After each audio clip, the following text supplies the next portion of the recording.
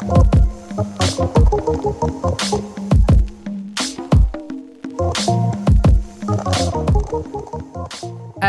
everyone, welcome to episode 40 of the Roll of It podcast. Here from the Variety Bar Basement Dwellings, where we are quote unquote live. A nice normal intro just to really rub it in our missing Captain Communism's face that we can have normal intros, and I've decided that that's exactly what we're going to do. So is it my duty then just to get incredibly left wing incredibly quickly? Absolutely. Yes. All right, Rich, just fill a void. Full communism, right. Full. You are our Zach Polanski. I nearly met him. Very close. He was up campaigning in Glasgow, and I had a work thing in the end, so I couldn't get along. Yeah. But yeah, he's fantastic. Yeah. What a way to enter the podcast. So yeah, welcome everyone to episode 40. I am your specified Eastern eponymous hero, Greg C, and I am joined by our cavalcade of clowns today, which includes Jules. Hi, I'm back. Hi, you are. You can't get rid of me at this point. No, I mean you are fully birthed into the 5 ever DM Convent. So it's not that we can't get rid of you. You can't leave. You can't leave because it can't be a 3-person podcast. It's a comfortable studio. Stay here every week. Yeah, we're in balance like this table whenever anyone leans on it. Yes, exactly. So we can't have 3 people. Do not lean on the table. Don't lean on the table. It will topple and everything will go everywhere. Exactly. And our divine hero you can hear across the way is Laura. Hi there. I don't know. Yeah, we really are off the rails today. Yeah. And do you have a button for that? We should actually. Yeah, there we are. There you go. That's a Laura button. That is the Laura button. That. Have we done? I need to push that every time. Yes. All right. Okay. Let's practice. And now it's wee Laura. Hi. That's perfect. She choked on a jubal. Really high pitched and weird. Yeah. I choked on a jubal which I bought at Variety Bar. Ding ding ding ding ding. And you've already heard them talking about potentially meeting and almost meeting Zach Polanski. We have Renegade Rich in the house. Woo! Yay! Our very first returning guest, officially. Oh, really? We've had Tartan Tabletop on twice, but technically it was both halves. We've had Arcade on twice, but it was Sam and it was Andrew. So you are officially the very first person to have been in this studio twice. Yes. Am I the first one to be invited twice? Yes. That's the question. Yes, It was like, we've been through everyone else, but nobody fancied it. Yeah. Once is enough for them. Josh and Niall have been banned because Niall's pants and Josh is just too chaos. And I actually fear that the fact that he still bears the studio curse, and I don't want to get him fired again. I mean, they have a new Fringe show coming up. It's true. We should probably get them back on. Yeah. What's the studio curse? Come on. Oh, Rich, the studio curse is birthed in legend and lore. Because after the very first recording, that's when Connor got a detached retina. Oh. And then that became a saga. Then Greg W. lost his mug. What else happened? What happened to you? Have you been? Been bored of the curse yet? I think anything bad that's happened to me is just by nature of me being who I am. Just the curse of like Laura. my inability to stop drinking is my main curse. Fair. We had Josh came in and said that he'd lost his job. The day of, he'd lost his job. Oh, I can do you one for you. Yeah, do it. Yeah. So I've been applying for new day jobs and things, and applied for 3 rounds of interviews. Ooh. And after all of that, they said, "Oh no, sorry." But I hate that. But it's okay. So it's their loss. Exactly, Laura. Yeah. Exactly. But living freelance life just now, and it's cool. But it's also so famine and feast, and I need more feast. It's big hurry up and wait type energy. Shall we do some nat 20s? Sure. Does anyone have any? Well, I mean, you've just given us a nat 1. I've got a better one. You've got a better one. Yeah, like an even more nat 1 of a nat 1. Yeah. Fantastic. So over the last couple of weeks, on the Renegade Rolls Actual Play YouTube channel, we've been getting brigaded by fascists. Oh yeah, that's it's very fun. Isn't that like a badge of honor though? Well, it is. It kind of is, yeah. And we've kind of made some hay from it. Yeah. Like going, hey, we've got haters, which is like, oh, thank you for discovering us, worst people in the world. Thank you for your views. Things about them, fascist in general. Then I've heard they're not great people. No, generally they're I think it is a previous word that has been mentioned on this podcast, actually more sparingly than I thought for a Glasgow-based podcast. But yeah, they're kind of cunty. So and not in the in a good way. slay kind. Not but in that slay. Yeah. So yeah, that is more of a nat one of a nat one, which is impressive. But yeah, I mean, it bears no saying that roll with it here. We are very inclusive. We love trans people. Fuck you if you don't, and yeah. Go and get a new hobby. Yes. I heard a new word for it actually, which is in Germany they call it hobbyless behavior. Hobbyless behavior for a hobby-based podcast feels. Oh my god, I love that. I'm going to start saying that to people that And- say shit. I'm going to be like, you just don't have any hobbies, do you? Yeah, that's hobby. right. Yeah. Like spending your time just putting hate on YouTube or presumably like hanging around in group chats so they can find new things to be pissed off about. That's true. Yeah. What's the French balls. for hobbyless behavior? I have no idea at the top of my head, but I want to know the German for it because it's Yeah, the probably actual just German. one word. Yeah, not it'd be one German. amazing word. I Yeah. have no idea what it is. Yeah. Yeah, that's Look it up interesting. and find Google Translate or something. I Yeah, don't know. we'll figure it out. Yeah. What have I got? I mean, I've kind of it's been a nat 20, nat 1.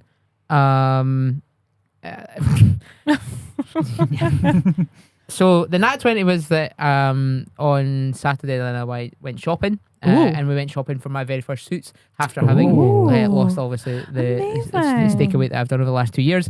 The nat, which was very fun, which was a lot of fun, but the nat one of it all. How much it cost? No, they was very expensive, but I didn't buy them. Oh, okay. Then. But I'd been to the gym that morning and I'd met Adele at the shops at Braehead and had my headphones on my backpack. And Sat on your headphones. no, when I put my bag I'm down, going to stop guessing. they have detached from the loop on my backpack. And you've lost your got it. headphones. Well, you lost them. Didn't realise until we got home. And I was like, oh yeah, they'll be in they're not in the car. Oh no. Yeah, So have you so- had to buy new ones? Yeah, pretty much. Yeah, I'm going to have to buy me new ones sometime soon. That's so. really sad. Well, Soundcore aren't Yeah. bad. Yeah. That's what I've got. Not bad. yeah. Not bad at all. Yeah. Jules, you got anything? I do actually, one of which. Not one. I'm going to a gym more, which is good. First time in my Nice. life. It's been Yes, nice. Jules. Heather's been showing me a routine for like strength Yeah, this is training, true. legs and upper body and everything on that. Yeah. On Wednesday, I did the leg push machine thing and something Brother. popped Oh my under my God, rib. And I don't know what it is, but it's been hurting quite badly since, in the sense that it's fine if I'm not moving, but as soon as I'm getting up or turning or doing the wrong movement, it starts hurting again. So that's not been so great. I trained legs on Sunday and my eye still hurt. Yeah. But not 20. Nat 20? Oh. Myself, Laura, Yeah. Connor, and a couple of more people. We went to Edinburgh yesterday. Yeah. We Ooh, went very to fun. Cocktail Geeks, which are having their new themes, which is Lord of the Rings. Yes. Cocktail Geeks, for people that don't know, do cocktails in Edinburgh, and they change their theme every 4 months. I think Ish. so, yeah. Yeah, I something believe like Like that. they've for done Fallout, Jurassic Mhm. Park, Stranger Things, this kind of thing. Fallout. And Studio right now, Ghibli, Mario. Studio Ghibli, Mhm. and right now it's Lord of the Rings. So we went to Yeah. try a few of their new cocktails, and it was That was really really, good. really good. The Yeah, they are lambus, very good. The lambus bread one was delicious. Oh, it was good. Yeah, Oh, came it with a was so bit, nice. bit of shortbread on top. Shortbread wrapped in leaf. It was very nice. Oh. Yeah. It was I love very that. nice. Oh, I've got nat 20. He's got Oh, it. I've got nat 20. Oh, Yeah. So if anyone knows improv, Yeah. which I don't know if we you are folks do aware a of bit, yeah. improv. Yeah. The most famous improviser that no one's ever heard of outside of improv circles is a guy called Will Hines, and I went to a workshop run by him over Friday and Saturday. Hell yeah. He dialed in from LA. We were in a room in Govan. Oh, So nice sort of. It was like beautiful. Yeah. Beautiful. beautiful sunny. Talk about a dichotomy of Govan. locations. Yeah. Beautiful sunny Govan. Govan and shitty LA. Yeah. Nah, stupid LA. definitely the other way around. But yeah, he is one of the seminal voices of improv and stuff, and it's the thing that's actually made my D&D so much better. Awesome. Is Ooh. comedy improv classes, learning all of these like tricks and tips and tools and things, Absolutely. and it's wonderful and relevant. Relevant. Yeah. Indeed. Relevant. Yes. Before we get on to talking exactly about that, Laura, do you have any nat ones or nat 20s? Yeah, I've got some nat Yeah, ones. of course you do. Okay, so obviously you all may remember last year my nat one after coming back from Centre Parks with a work trip. Yes. As part of a work trip was accidentally flashing some senior members of the Yep. company. We are all very aware, and it lives in and Rowett it lore. lives in lore. I do vaguely recall very drunkenly telling one of the women that I work with about that last week when I was at Centre Parks. Whether you told it on a podcast or that it happened. Ghost, probably? That Yeah, it happened. probably, I yeah. don't know if I said that it happened. I don't know if I told her that I mentioned it on the podcast. But Okay. I kind of was like, oh yeah, this happened. Oh no, it was so embarrassing. And my friends are joking that it's the only reason I got a promotion. But then on like the nat 20 part of that, so the nat 20 before I get to the actual nat 1 bit, is her being like, actually, no, you got your promotion because you deserved it. So 100%. she will fight anybody Yeah. that says it's only because I flashed people. So Yeah. fuck the lot of you. Laura, yes. Yes. Tell us, how was the Um, day after, though? Oh yeah, no, that was great. Oh. No violently spewing up at all. I feel like that's progress. But Is this like a step up? it's Yeah. not because No, because it was violently Yeah. spewing up. Laura- It was really bad. Laura is synonymous with Chundaran, Oh, as the IKEA God. car park story is previously. Oh no, I told forgot of. that. Oh, yeah, it was, Don't worry, that also lives that in podcast also lore. lives in the podcast. Yeah. Balls. Yeah. Well, yeah, I made a fool of myself. I was very sick. My boss the next week was like, "Laura, are you all right?" Like Mhm. that wasn't great. So yeah. Woohoo! I embarrassed myself in front of company directors. Woohoo. Yeah. So that's my nat one. Very good. Are you looking forward to Santa Parks next year? Yeah, Laura, what is your plan for next year? Hopefully early night. Are you just going to teach everyone how to play like poker or something and get everyone like fined or arrested for I don't know how to play unlicensed poker. gambling? Start a gambling ring. Yeah. Mayhaps. Yeah. Mayhaps. That Just will be- fleece- no, I Just think fleece all your company directors for thousands. potentially just get done for embezzling. Embezzling funds. Nah, The- I think next year my plan is to not do that. That's I mean that's it. Oh, there was also a bucking bronco Huh? at the party on the Thursday, Okay. on the Wednesday evening. Mm-hmm. And prior to it, I was like, yeah, no, I'm definitely not going on that. Several libations later. Yeah, four or Uh-huh. 5 drink Laura was like, I'm going on that, and I lasted 2 seconds, Yeah. probably, maybe a little bit longer than that, but. Yeah. Maybe that was And like, then I went on it again, half an hour later, after several more drinks. yeah, you that's do better? exactly why you No, chundered. no, I did not. That's exactly No, I why. did not. It was like a big washing machine in your tummy. It was awful.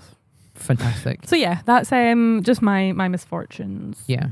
I think if I was going to Oh, start yeah. a crime ring, Centre Parks would be a great place to do it. Truly. Definitely. It No, I feels would like- look for it there. Yeah, it feels a little culty though. Like What, Centre Park? as like a crime syndicate. Mm. It's almost like it would almost be like an episode of what's that fucking old program? Last of the Summer Wine. Oh yeah, yeah. It kind of gives me that kind of vibe. It's like geriatrics running a crime syndicate from Centre Parks. Is that just- what Last of the Summer Wine is about? No, but Wait. it's about a small village in Okay, England cool. that's like geriatric people getting into mayhaps. And I've never Yeah. seen You know it. they're all like in their like 50s and 60s when they filmed yeah, that. yeah. Oh, so But they They weren't, really like- were not that old. It's no, I like, know, but they were Wow. meant to be. Yeah. It's like watching like Still Game or something. Like, oh, they're ancient, these actors. Yeah, exactly. Yeah. And then Yeah. realizing that actually no, they're all in the They're not, 40s. yeah. That was really funny Yeah. when I realized that in real life. Well done, Laura. Yeah, it was great fun. Well done, you. Do we have a tumbleweed? So, I bet there's crickets. Segway. Well done, Laura. yeah, I feel like the soundboard is playing Connor's role right now. definitely. Yeah. Oh, crikey. So yeah. But to transition to something much better, the one thing you can do to make yourself feel better if you've had such a terrible existence is go and buy yourself some new dice. Yeah. Because our friends at Tabletop Dominion have gifted to you, the wonderful roguelike community, and those who just listen to the podcast, a 10% discount code for any dice that you wish to purchase. Go to tabletopdominion.com and use code RWIT or tabletopdominion.com/RWIT. You get 10% off, and it'll be lovely because then you can buy more dice. Yeah. Because as I learned when I went to Nurse John gig recently, like the comedian, the nurse math and girl math is the same. So if you buy dice and it's 10% off, if you buy 10 sets of dice, you're that's getting a set of dice for free. one of those Wait, dice is 100%. And you can buy 10% more. Yeah, exactly. Yeah. You can So buy you get 11 you sets buy- of dice and you're still winning. Yeah, you buy 10 sets of dice. You're saving 10%. So one of them's effectively free. Absolutely. So Yeah. boom. Yeah.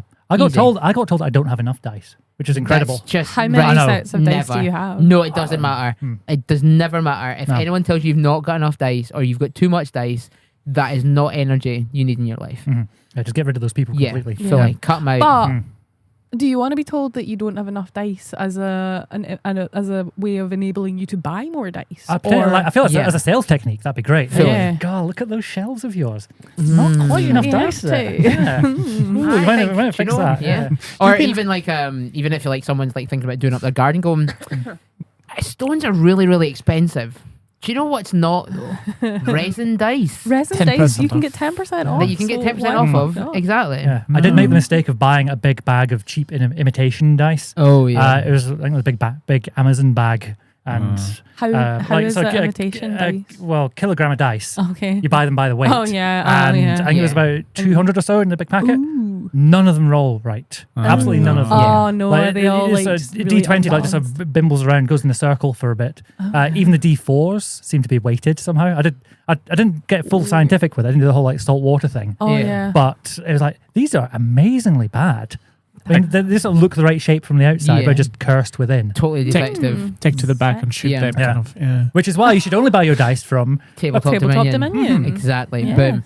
But there's a question though. Now I have a set of dice that I got that are high variance dice. Oh, so there's like more 20s and more 1s on them. Yeah. So you're losing like some of the numbers. Yeah, in the you're middle. losing like the I think it's like 7 to 13. They Something sort of get like rid of those ones. Yeah. So you use like some of the low end kind of meh numbers and you lose some of the higher numbers, but they aren't quite at either end. So there's more 20s and more 1s.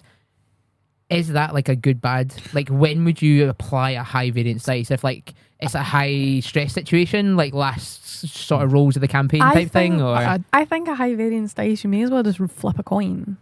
True. To be completely That's honest, fair. I think they're cool. They're a nice gimmick. Yeah. I would never It personally depends. use them. It does depend on your system. Yeah, if you're playing straight up D&D, but it's a pass and fail, fair enough. If you're doing Powered by the Apocalypse or a game where it's got sort of fail forward or like different levels of success, like Blades in the Dark and things, you'd still want to have that nuance. Yeah. But I love the idea of it all comes down to this dice roll. It's no fun if it's an 11. That doesn't give us a fun story. Yeah. And like I think one of my big things is I want story first and mechanics will support that and the dice and everything else. So. But that's the thing. I think I'd make it a mechanic in a game, something that I share with the players. They know when it's coming. They know it's going to be, this is a special roll. This is coming up. It's a high variance die. It could be something really cool or something really bad. Yeah. And it's cool. It kind of makes me think of like the Dimension 20s, like Box of Doom. Yeah, that exactly kind of thing. Yeah. My favorite dice variation is you get a big boss monster instead of rolling a d20, get a d24.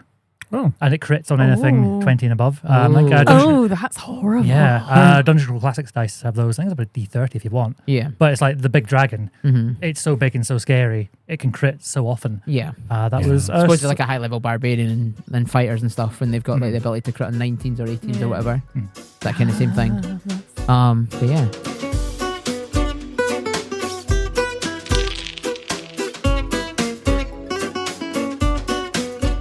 One thing that is a massive natural crit, though, and a critical success, as we mentioned previously, is Rich's new tabletop actual play series, Dreams and Machines. Dreams and Machines. Yeah. So, for those that haven't heard about it, why? Go and the hell? Pause this episode right now. Look at how upset he is. Look how upset. I think I'm looking at the right camera you are. as well. Great. That being said, who knows if this will go onto YouTube or not? Yeah. We'll do it. If you're listening to this, imagine my starey face. Yeah.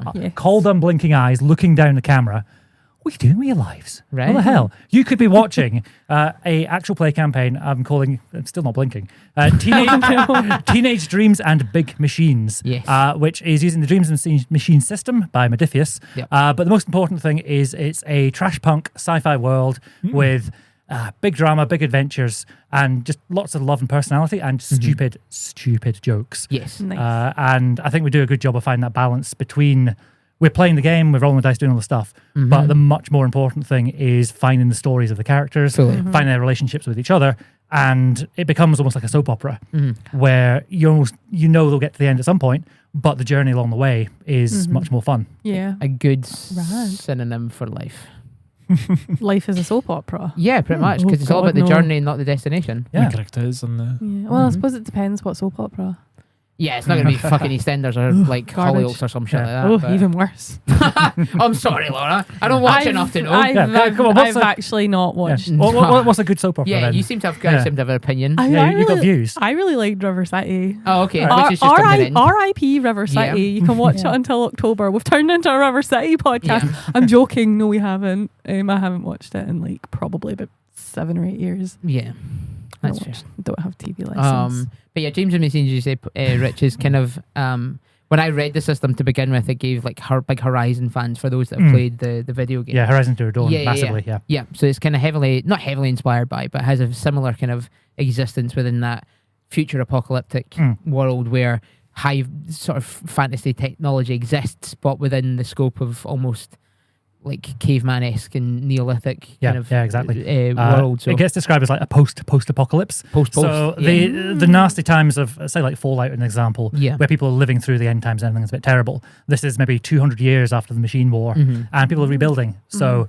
it's called like hope punk as well as a genre. Ooh. So it's positive, it's nice, like Scurry. Okay, Yeah. awesome. Awesome. Except you are people, not cool animals. Not Yeah. But the setting's really nice because it gives so much space. I can decide, what's the remnants of the Machine War, what's new and being built. And because all the characters in the game are teenagers, we've got into a situation where the characters have some agency in the world, but they're not particularly powerful, they're not very smart. Right. But it gets them to go out and explore, and the campaign is effectively them exploring the world at the same time as the audience. I remember last time I came on, I had a point about this. You did? Which was that the reason Lord of the Rings is told from a perspective of the hobbits is because they are the most relatable to us. Because they're just little guys who are new to this world, new to the big bad world outside the Shire, in the same way as we are as the audience. So looking for protagonists that you can use them to explore the world through your eyes works really well. Whereas if you try and tell Lord of the Rings from the perspective of Gandalf or Aragorn, you've got a very different thing because they've got so much knowledge in their head. How do you surprise those characters? How do you reveal the world to them when they already know so much? But my counteract to that point would be there is story to be told on the antithesis of that perspective, because it's relearning the innocence of life for the characters who are so long in the tooth, who have experienced the world so much, as you say, have retained so much knowledge and so much sort of like vindication for their own existence, that relearning from the perspective of someone who's completely innocent to all of that and trying to sort of fully understand the hows, the whys, how did you reach this opinion when from such an innocence perspective, almost like childlike, they don't understand how, and you've got to try and explain it, and then by explaining or having to explain it, you realize, am I just like holding on to grudges? Am I holding on to tales of old? Have I actually grew as a person, or am I just the same person I was decades or centuries ago? So I think there is story to be told on both sides, but you're right that I don't think Lord of the Rings specifically, it would have been a very different impact of a film and a book series if it was told from the other side. But there is scope of a story to be told there, and I kind of think that's how the TV series is angled, is that you are looking at it from an innocent eye rather than you're looking at it from the more experienced people who know the world, and you're kind of learning the points of, we hold the information because we know what's coming. We know what Mount Doom is, we know what's coming down the line. Would that series have worked if that was your first exposure to Lord of the Rings? Oh God, no. Exactly. That's why it's terrible. Yeah, for a completely Did that new... TV series work? Full stop. I watched 3 yeah. episodes of A it, lot of and I people- was like, what? Yeah, a lot of people don't like it, but realistically, the biggest problem, Rich, is you're right, is that if you are not bathed in the lore of Middle Earth, you are fucked. You're super confused. Yeah, you're super fucked. I only really cared about sexy Sauron. Was that a thing? No, Saruman. No, Sauron. Sauron. What a sexy Sauron? Yes. That's what you said. Was there not? Yeah. Yeah. Was in the TV show. Sauron not super Yes. sexy on the TV show? Questionable, but sure. I never watched it, so I don't know if he's sexy or All not. bodies are beautiful. We know this. Exactly. Including stupid sexy Sauron. Yeah. But Rich, so to go back to the point we were making about your actual play show. What, did we get distracted? Did we? Wait, Does it happen? It's almost like Actually, That's really astonishing. sorry. Before we Laura, go do it. back on to Go, obviously go. the point of this episode, yesterday when we were at cocktail geeks. For the Lord of the Rings cocktails. Yeah. We went somewhere afterwards and we just got, was it after dinner or before dinner? After dinner, like the last pint before the we train. got super obsessed with Gandalf Big Naturals. Which was just so weird and random and wonderful. I did wonder where those out of context came from. Well, there we go. That's the context. Be fair, I'm not sure how it started. No. I ended up with a bunch of us looking up Gandalf Big Night or Frodo or Samwise Gamgees with natural breast. Nice. Yeah, it was wild. It was weird. Was it Rule 14 of the internet? If you think it exists, it does. 34. Sorry, yeah. Yeah, Rule 34. So. I'm really sorry. And it does exist, unfortunately. Yeah, of course it does. Of course it fucking does. Everybody's seen that photo, that picture, that really wonderful. Well, someone posted Photoshop. in Discord. Yeah, the really wonderful Photoshop of Gandalf. It was Frodo, I think someone posted to Discord, but I'm sure Gandalf exists. Yeah. I'm sorry again. There is a girl on Instagram that cosplays as Gandalf, as Gandalf Big Naturals, and it's really funny. It's like she's having the time of her life. It's amazing. There is a few cosplayers who like take the absolute Michael out of it. Yeah, they just like the whole like shorts and reels and stuff. It's just like someone's messaged them saying, "Oh, get your fanciest lingerie on," and they're like, "All right, sick," and they get a full outfit of like Master Chief with pajamas over it, and I'm like, yes, that's absolutely incredible, chat. I do like the Hello Kitty Sauron. Oh god, pink Sauron is fun. Pink Sauron is cute. Yeah, cute. It's nice. Joe, save us, please. Oh my god. How do we go back to the yeah, you really don't. I'm just gonna go bang, hard cut it. Yeah. No, I'm not even cutting it because fuck it. But yeah, Rich, to go back to why we've brought you here, why we've got you back in the studio. The thing, what is the birth? What made you kind of want to birth this into existence? Was it because I know most of the people that play are improv first, or are they tabletop role players first? Yeah. So the cast of all the Renegade Rolls games, it's all comedy improv people. Yeah. So I learned over the last couple of years the Glasgow Improv Theatre. They're awesome. GIT, love them. Shout out GIT. Yep. If anyone wants to like do courses and things, learn how to do it, I'd highly recommend it. I'm percolating. This is a small exclusive. I'm potentially going to be doing improv for Dungeon Masters. As a little sort of afternoon course, a one shot thing to try. Like showing people improv techniques, showing them how you can bring them to your game, but run that as a sort of in-person thing at some point. Really cool. And because I think so many folks within D&D know that like improv skills, and if you watch Critical Role Dimension 20, all of that, they thrive in that. And people look at their games and go, why does not my game not like that? Why are we not as cool and charismatic and good looking? And you can solve at least two of those with understandings of the improv fundamentals. And when people decide to like say yes and agree with each other, chase and find the funny bits of the scene, those skills end up making everything very, very easy. And so the reason I chose those players, and I know lots of nerd people. They are my people. They are also not nearly as fun on camera, sadly. Oh, yeah, that's fair. And realizing that finding improv folks who are into RPGs as well has been really fun because we end up with the best of both worlds. So I think two of the players had never played a role-playing game in their life before until they played with me for the first time last year. And so you can almost like see their journey. So my first actual play video was called Running Daggerheart for Non-Nerds. Yes. And in that one, that came out last summer. And the idea behind that was, well, can you teach the system to people who don't have an RPG background, don't have that kind of thing? And yes is the answer. Mostly because I'd coached them beforehand and said, don't worry, the rules are the least important thing. We're just doing improv scenes and then rolling dice to make them feel random. And if you take that as your mindset, then you can end up with games which can go in incredible directions. And then if you do have the rules knowledge and the skill as a role player to support that as well, that's when you can end up with really incredible stuff. True. So yeah, all the players have this improv background first, and some of them are more into RPGs than others. But all the players in this game are just really, really top level at both. And it's a joy to run the game for them. Because so often I can just sit there. And enjoy, just sit back and enjoy the show. I get front row seats to seeing just all the shenanigans. But one of the things I've been trying to do a lot is to encourage them to edit scenes for themselves. Oh, okay. Which sounds a bit weird, like players saying, you know what, I'm done with that, let's go. Because so often in games, I've actually got a video coming out on exactly this topic. How do you edit well? And how can you run more D&D or whatever your cinema choice is?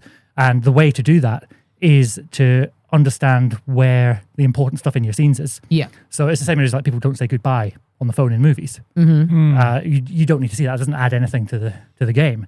So learning how to so we're having a conversation and it's like, okay, that's the moment to cut. We move on to the next thing. Yeah. You cut big amounts from roleplay. You can do it in combat. You can do it in scene painting, like in describing an environment as well. So I've got a video coming out. It's got a really clickbaity title. I'm very sorry about it, but it's that's what you need to do. Yeah, but exactly. it's like how to cut scenes so aggressively you can play 4 times more D&D. I need to find a way of justifying that 4 times number because that's just out of the blue. But I mean, you can just do a wee asterisk and be like, probably, maybe, perhaps. No real scientific work was put into this. Or Donald Trump maths.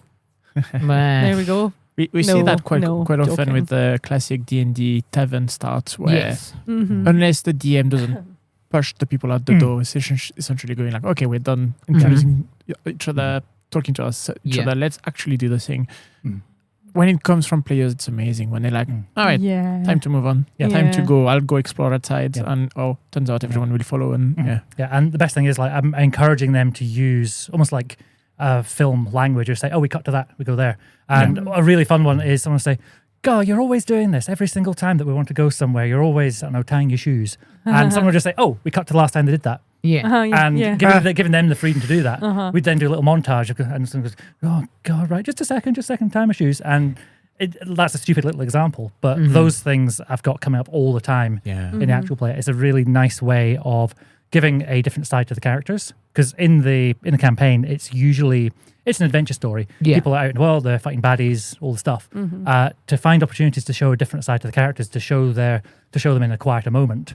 So I'd probably, if I was running a new game now, I probably wouldn't start with you meet in a tavern.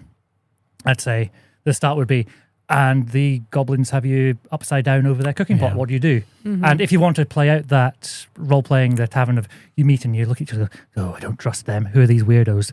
Rather than starting a campaign with that, you can always flash back to that.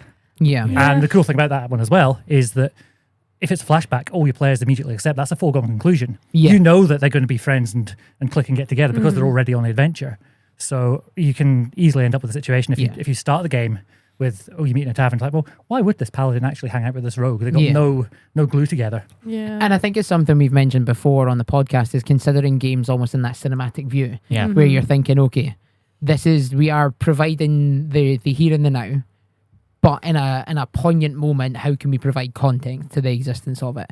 And I think I have a one shot that I've run a couple of times for D&D where they start in combat and they are scrapping with this dragon cult that they're trying to stop from resurrecting some ancient dragon, like necromant, like basically trying to end the world by resurrecting a dragon, some shit like that. And they're just like, oh, okay, so this is immediately how we bond together. And then they stumble into like the Fae realms, and they're like, okay, now we have to work out our dynamic because we are forced into a situation that they've not really thought about because they've just thought, combat. So I'm thinking mechanics. And now they have to think about because there's no combat to be seen. So as you say, it's that providing context. Okay, what do we now do to build that connection? What's the thing? How do we interact with the world to say this is how we build? That was a favorite start to a D&D one shot I've done as well, which was exactly that. I was like, all right, we are ready to start. Okay, roll for initiative. Fully. And then start describing the scene and going like, okay, who's highest in initiative? Okay, well, where are you? What's your name? What's your character's name? And what are you doing right now in a fight? Describe yourself. And then they're like, oh, what? Oh, okay. And now you do your attack and everything like that. And then, as you said, it was very similar of fighting a wizard finish it. The big spell they were preparing and cut to black. There's somewhere new. And now there's no more combat. There's no more risk of anything. There's just a new place and having to figure that out. And it's such a wonderful way to not necessarily, and I hate the word force players into it, but that's effectively what we are. As GMs, we are trying to force players into developing their character. And in one shots, it's not as important, but I think that it can still bear resonance for people to like, okay, this is especially as you're kind of going towards the end of a one-shot session. We were talking about consequence recently, and how do we build consequence? How do we make people give a fuck about the characters that they're about to just throw away at the end of the session because it's a one-shot? That's definitely one way of doing it, is immediately building those bonds across the way, whether it's like a kind of big brother, big sister vibe, or a parental vibe, or we're all building from the same cause kind of thing. There has to be some level of connection to build consequence to then be able to drive forward a narrative. Massively. I made a video recently all about that, of saying like the party will work best if they've got interesting connections. And you can say, oh, we're all adventurous together. That's great. But that party of equals doesn't have as much fun dynamic as I'm your boss and we're having to adventure together, or you owe me money, or we're brother and sister, or parent-child. So for campaign 2, which is good reaction, I like this. Yeah. Campaign number 2 is going to hopefully begin filming sometime in June. And I'm running session 0 on Sunday with the players. Nice. What I will tell you about it so far is the tagline for it is Darkest Timeline in Kanto.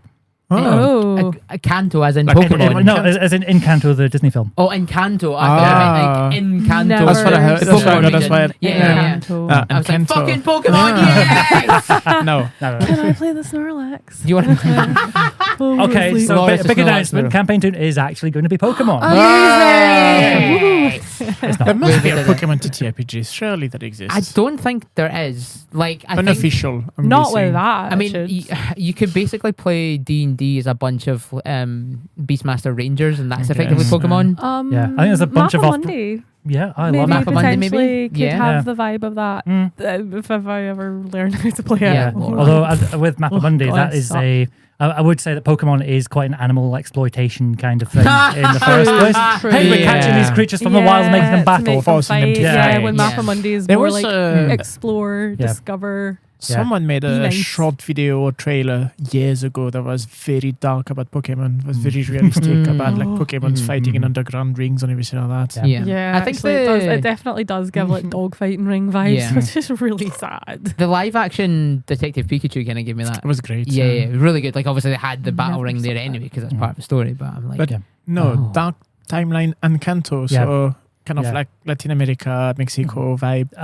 Probably. I'm going to put a setting in Scotland because I'm not going to try those accents. No. Valid. That is fair. But the idea is, imagine the family Madrigal, but instead of the community tolerating them, it's like, who are these weird magic people? They shouldn't be in. They cannot be part of our community. Out you go. And then how this dysfunction, because of course it's a dysfunctional family. Of course it is. How they'll survive in the wild as the world's ending and there's demons and all sorts going on. Is that also then machines, dreams and machines? No, Dreams and Machines is Dreams and Machines is the system. No, not the system. It's a system. Yeah. Is it? I'm learning something. So new campaign.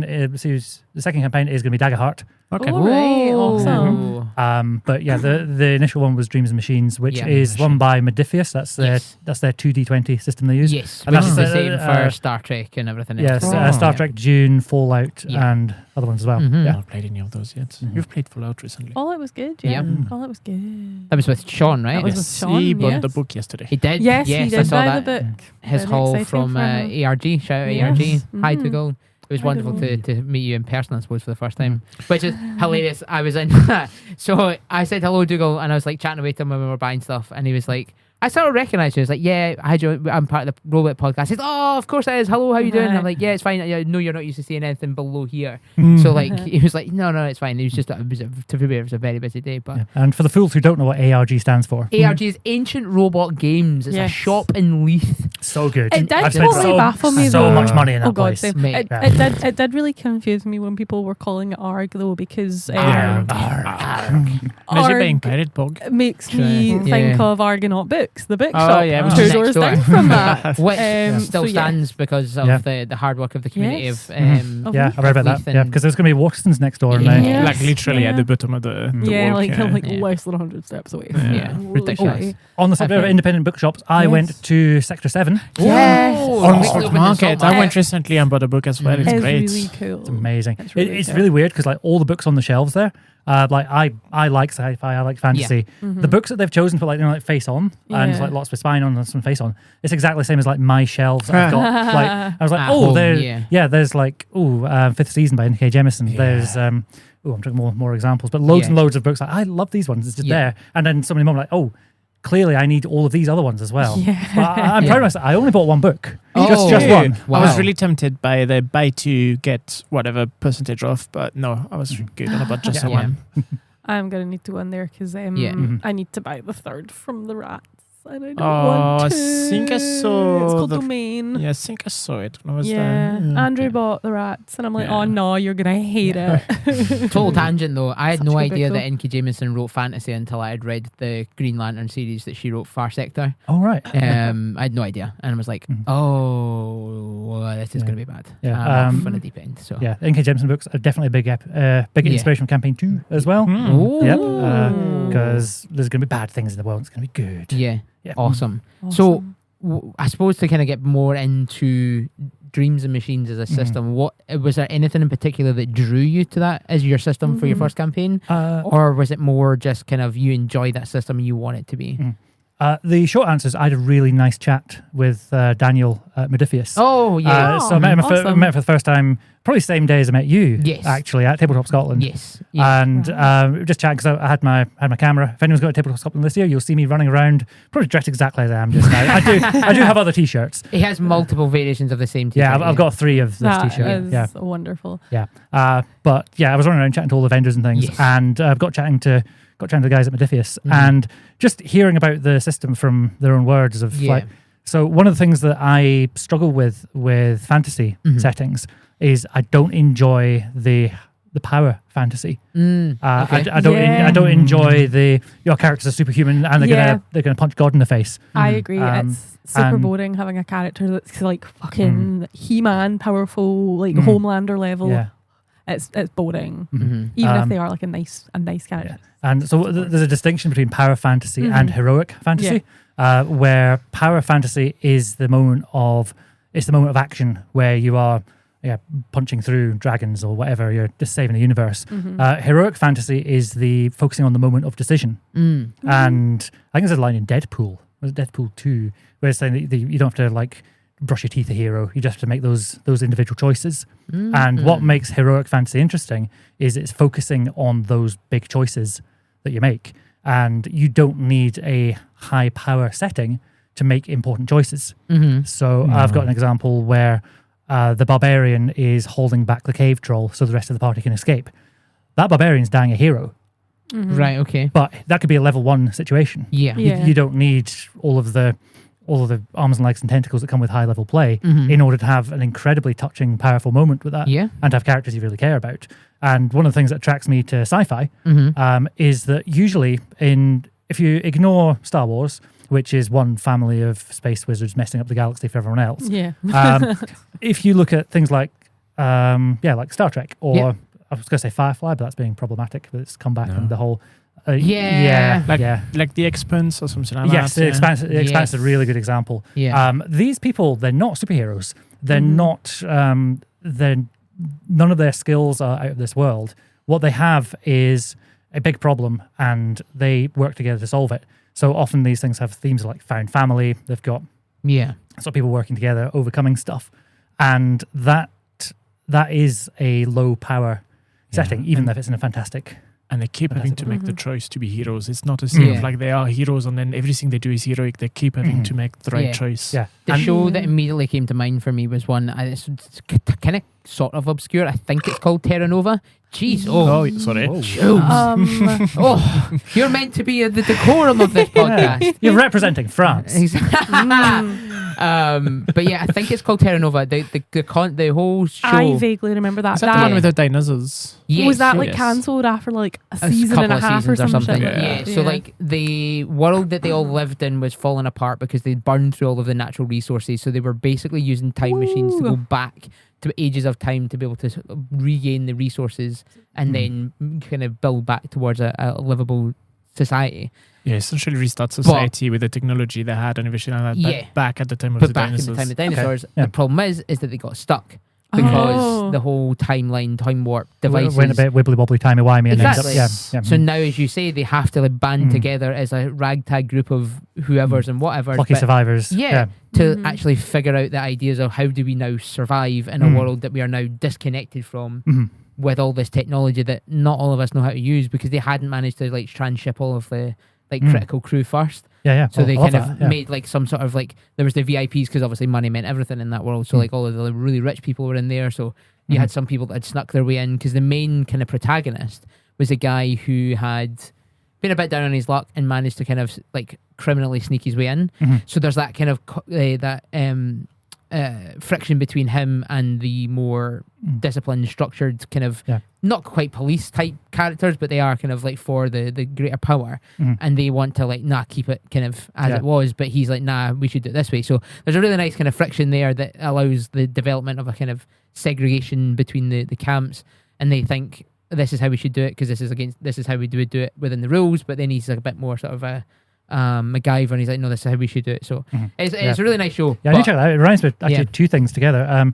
Sending the rich people first reminds me of Don't Look Up. Oh yeah, which is very fun. Just the end of that, which I think is inspired by a bit in Hitchhiker's Guide, where they send all the people in the middle off first and realise that the society doesn't actually need them. No. They just need people to do the work. And the other thing it reminds me of is just Snowpiercer. Oh yeah, good old Snowpiercer. I've not watched the TV show. It's good. Yeah, I love the movie though. The movie's I great. have seen. Yeah, it's not we. Snowpiercer is Ratatouille if he drove. It was at the back of a train. Yeah, if he drove a train through Alaska.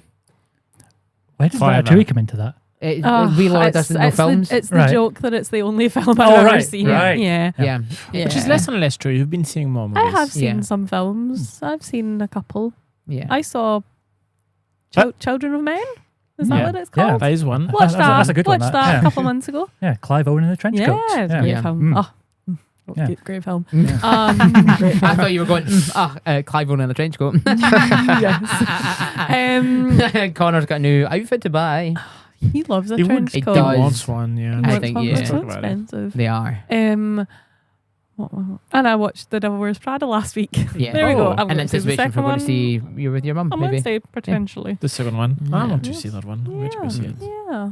But yeah, Laura doesn't know film, so we use Ratatouille as a base example of how to explain Not films. gonna lie, easy entrance. Not gonna lie, I think it's only successfully worked once. But we're gonna keep trying. But beat that dead horse. Yeah, absolutely. Yeah. Anyway, to get us back on track.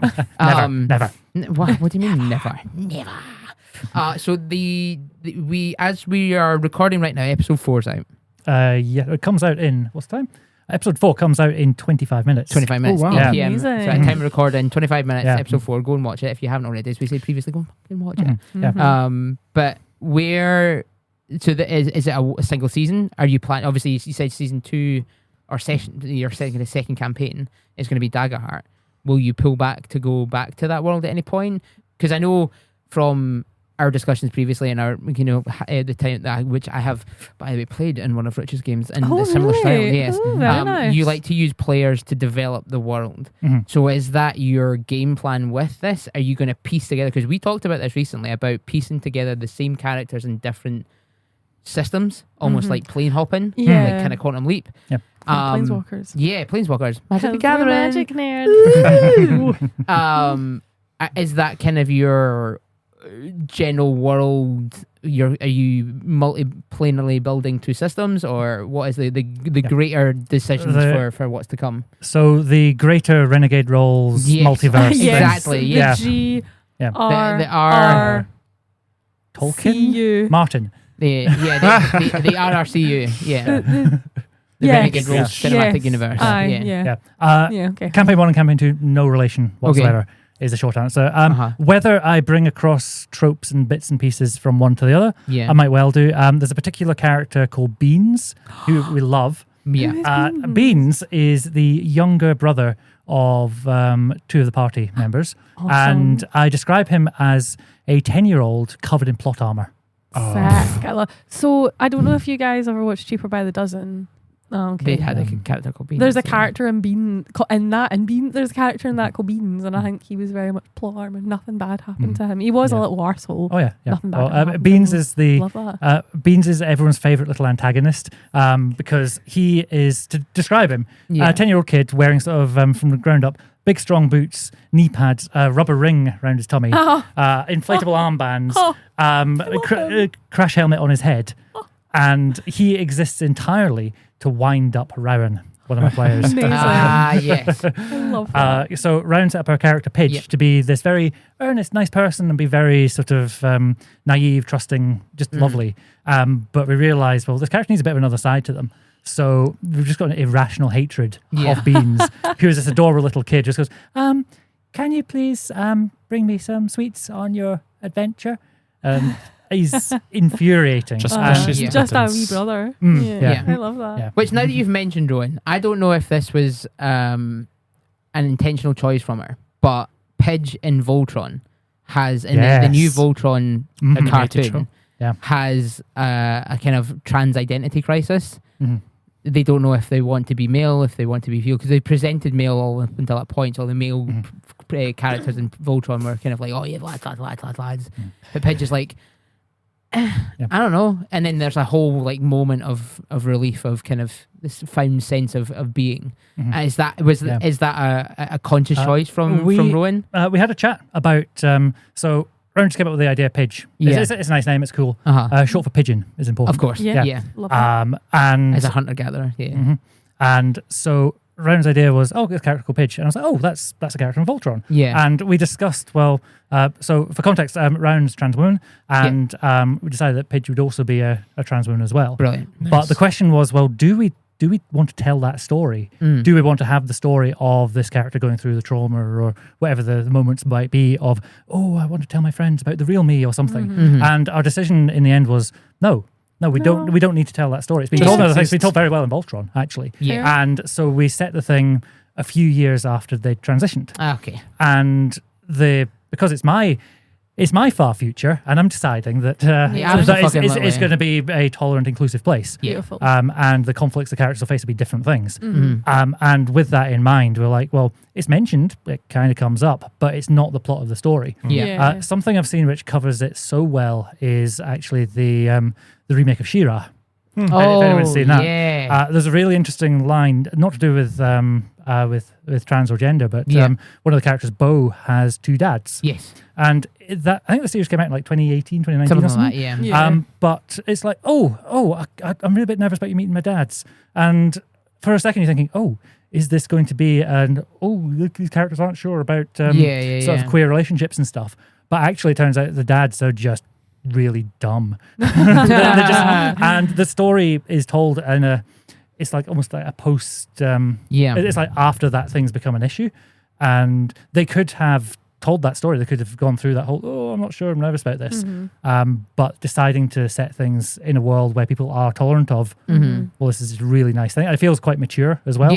That's not the story we're choosing to tell. Whereas imagine if Friends did an episode about I'm choosing this carefully. If Friends did an episode about a character with gay parents or whatever it might be, you can imagine them labouring this point. And Bad example, because they did do that. Was it as bad as I thought?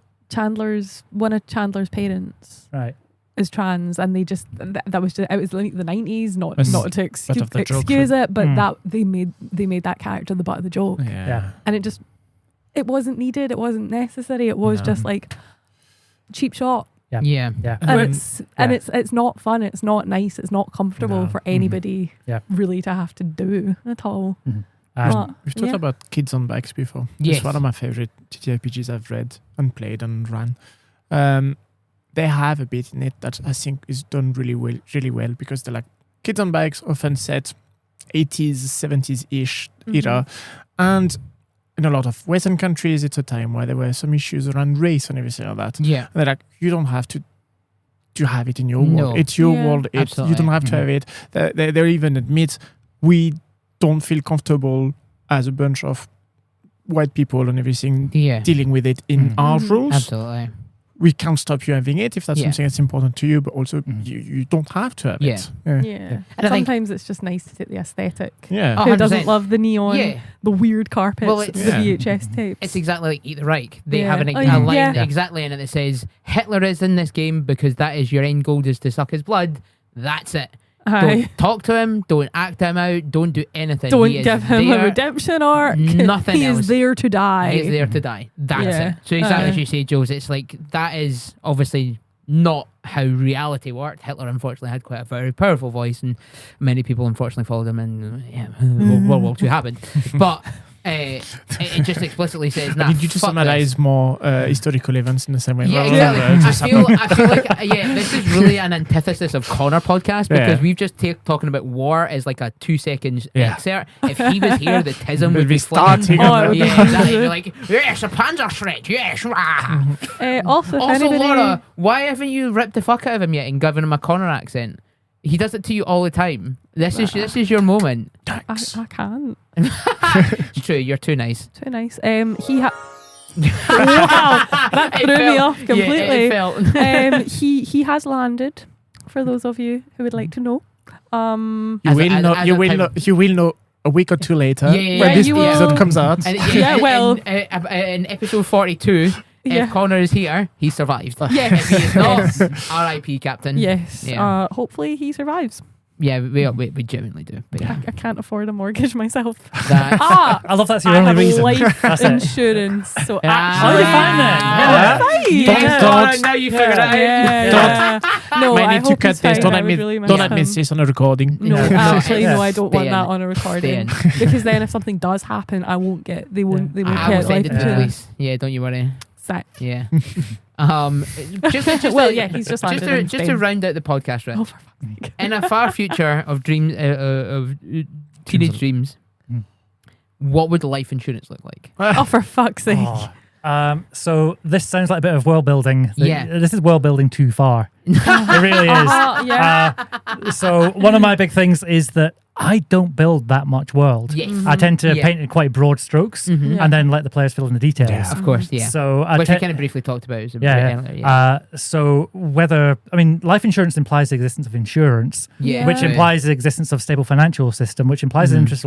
It implies all of these things, Yeah. which just is not the case in a Yeah. little post-apocalypse Mm, where people true. are living in little villages and stuff. Mm-hmm.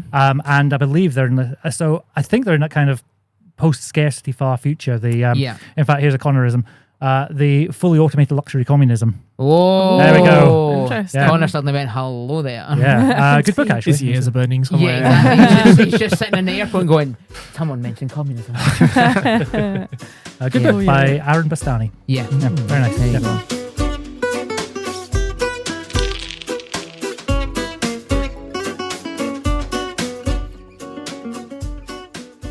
Well, I think that's a beautiful way to end the podcast. We have reached the point where we say time Wild. is time. Time is time. That's Time is wild. time. Rich, thank you ever so much for coming back. We appreciate you very, very much. Into your wonderful camera there, give you your big role pitch for where people can find you, find Teenage Dreams and Big Machines and all of the other wonderful content that you make. Excellent. So I have 2 YouTube channels. One is about GM advice, so talking about how to run games better and lots of things about improv, how to be more free, more fast, run good games at the table.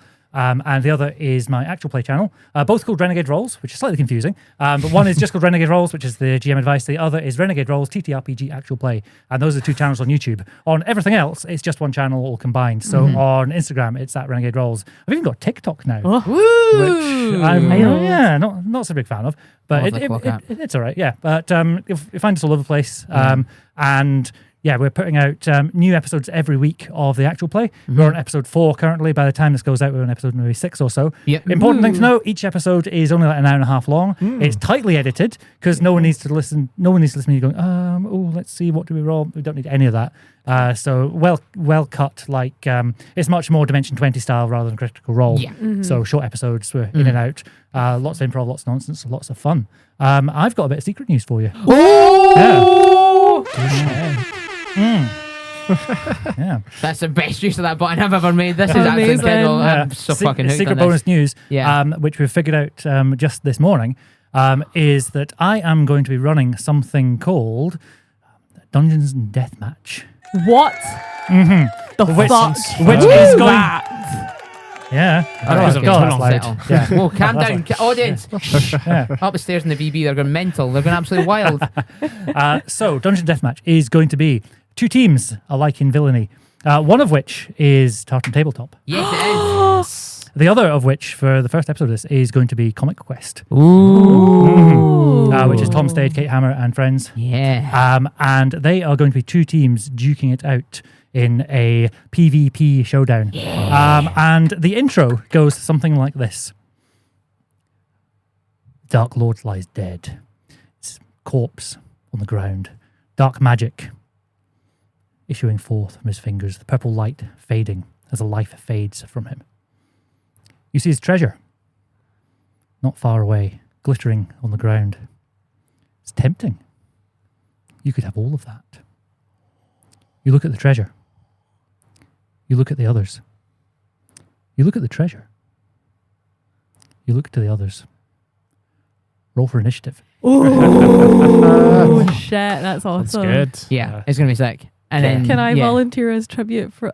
Can I volunteer us as tribute for potentially another one if you decide to do that? Yes. Yeah. There is a conversations. Oh shit! Greg is signing our souls away. Absolutely. Sick. That's Oh, awesome. Yeah. But yeah, that's going to be so cool. good. That But sounds yeah. really amazing. Well, Troops, thank you so much for joining us for episode 40 of the Roll Out Podcast. Yes. Coming to you, quote unquote, live from the Variety Bar basement dwellings provided to us by No Mean Radio, the wonderful fine folks here, where you can check out all of their other podcasts and wonderful such things, as well as buying dice. So you can get 10% off at Tabletop Dominion by using code RWIT, or go to tabletopdominion.com/RWIT for dice. Rich, thanks so much. Yes, folks. thank you very much.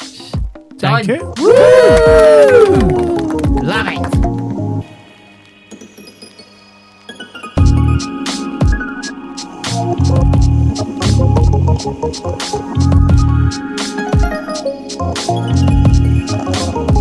Thank you.